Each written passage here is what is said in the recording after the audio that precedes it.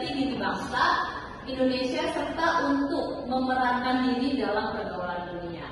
Agar tidak memakan waktu, langsung saja dimulai untuk presentasi pertama.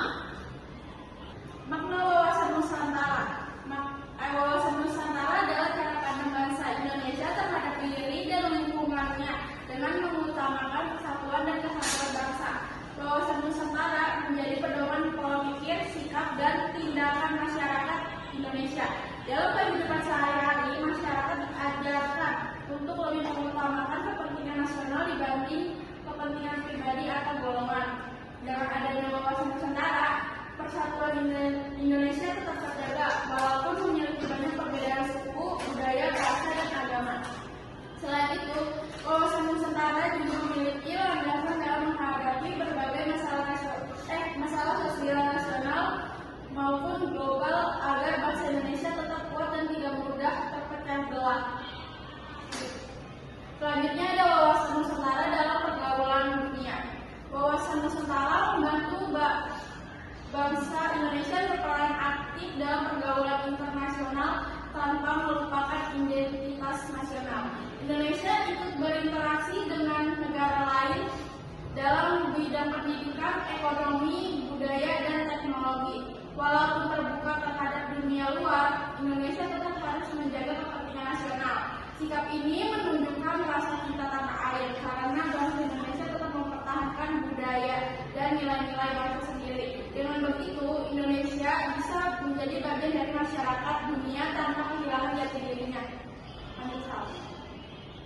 Selanjutnya ada esensi pergaulan internasional dan pentingnya hubungan internasional. Hubungan internasional penting karena tidak ada negara yang dapat hidup sendiri. Setiap negara memiliki kebutuhan yang tidak dapat dipenuhi sendiri sehingga perlu bekerja sama dengan negara lain. Kerjasama internasional dilakukan untuk mencapai tujuan nasional seperti meningkatkan ekonomi, keamanan, pendidikan, dan kesejahteraan masyarakat.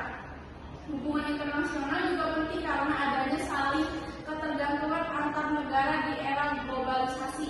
Selain itu, hubungan internasional membantu suatu negara mendapatkan pengakuan kedaulatan dari negara lain dan membuka peluang kerjasama global.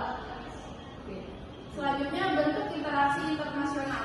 Interaksi internasional adalah hubungan yang dilakukan antar negara maupun dengan pihak internasional lainnya. Interaksi internasional dapat terjadi antara negara dengan negara, organisasi internasional maupun individu. Organisasi internasional seperti PBB atau ASEAN menjadi tempat kerja sama antar negara untuk menyelesaikan masalah dunia. Interaksi juga bisa dilakukan oleh individu, misalnya melalui pertemanan lintas negara, pertukaran pelajar, atau komunikasi melalui media sosial. Dengan adanya interaksi internasional, hubungan antar bangsa menjadi lebih erat dan dapat menciptakan perdamaian serta kerjasama yang saling menguntungkan. Selanjutnya kita membahas terkait urgensi pergaulan internasional. Di sini urgensi pergaulan internasionalnya pertama ada menjaga ekstensi negara. Menjaga ekstensi negara ini membantu suatu negara untuk mempertahankan keberadaan dan pengakuannya di dunia internasional. Negara yang aktif menjalin hubungan dengan negara lain akan lebih dikenal, dihormati, dan memiliki posisi yang kuat dalam percaturan dunia. Ini ada contohnya dalam mengikuti organisasi internasional seperti yang sudah dijelaskan, seperti PBB dan ASEAN dan lain-lain. Dan juga menjalin hubungan diplomatik dengan negara lain, kerjasama pertahanan dan keamanan antar negara. Dengan adanya hubungan internasional, negara dapat menjaga kedaulatan, keamanan, dan stabilitas nasional. Lalu berikutnya ada memenuhi kepentingan nasional. Jadi setiap negara memiliki kebutuhan yang tidak selalu dapat dipenuhi sendiri.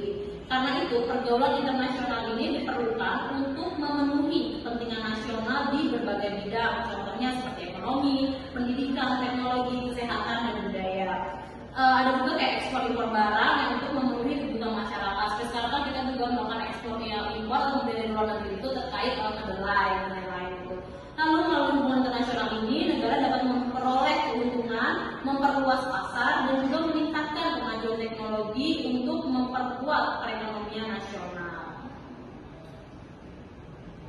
dasar konstitusional ini sudah ada tertuang dalam dasar konstitusional kita yang dimana ada di pembukaan UUD 1945 yang harus ikut menjaga ketertiban dunia yang berdasarkan kemerdekaan, perdamaian abadi dan keadilan sosial. Tertuang juga dalam UU Nomor 37 Tahun 1999 yang tujuannya kita jelaskan untuk mencapai kepentingan nasional ini harus melibatkan negara lain dan organisasi internasional.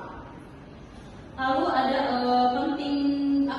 pentingnya politik luar negeri bebas dan aktif. Di sini bebas itu tidak memihak kekuatan tertentu ya. Jadi Indonesia ini tidak memihak atau terikat pada kekuatan atau blok negara tertentu. Dan aktif ini berperan dalam penyelesaian masalah dunia. Indonesia ini ikut berpartisipasi dalam menyelesaikan masalah internasional dan menjaga perdamaian dunia. Seperti sekarang itu kan kita memang lagi ada dengan banyak perang di luar dan Indonesia itu sudah mengirimkan seperti TNI untuk berjaga di perbatasan negara tersebut seperti itu untuk menjaga perdamaian dunia itu. Dan contohnya tadi juga ada penerapan politik luar negeri bebas dan aktif adalah sebagian juga ada perubahan nama di wilayah Laut Cina Selatan yang menjadi Laut Natuna Utara pada tahun 2017. Jadi kesimpulan presentasi kita hari ini adalah politik luar negeri Indonesia kita itu berbasis bebas, aktif, lahir dari sejarah, tapi tetap relevan di era globalisasi sekarang dan Indonesia juga berperan aktif dalam dunia internasional dan diplomasi Indonesia diakui secara dunia. Baik, sekian presentasi kita hari ini. Untuk kurang lebihnya